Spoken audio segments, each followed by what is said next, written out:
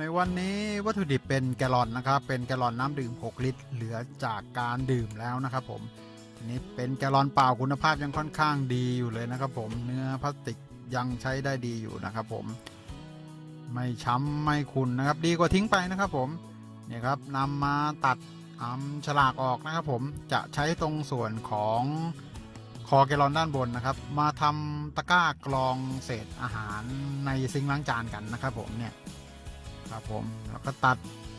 ตรงส่วนคอครับใช้ส่วนคอครับผมดูความสูงให้มันเหมาะสมกับซิงค์เรานะครับซิงค์สูงก็ตัดสูงซิงค์เตี้ยก็ตัดให้มันเตี้ยหน่อยนะครับผมเนี่ยครับเราใช้ครีมบิดหูออกนะครับเป็นหูหิ้วนะครับผมเนี่ยครับบิดหูหิ้วออก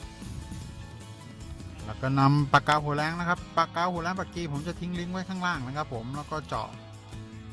นำมาเจาะเพื่อทำรูระบายน้ำด้านล่างนะครับผมนะครับเจาะให้มันเป็นตะแกรงนะครับผมตะแกรงระบายน้ำนะครับผมนะครับแล้วก็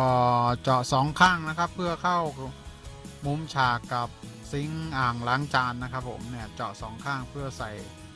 ยางดูดกระจกเป็นยางแวคคัมยางสูญญากาศครับเนี่ยครับผมเป็นยางสูญญากาศนะครับผมยางสูญญากาศ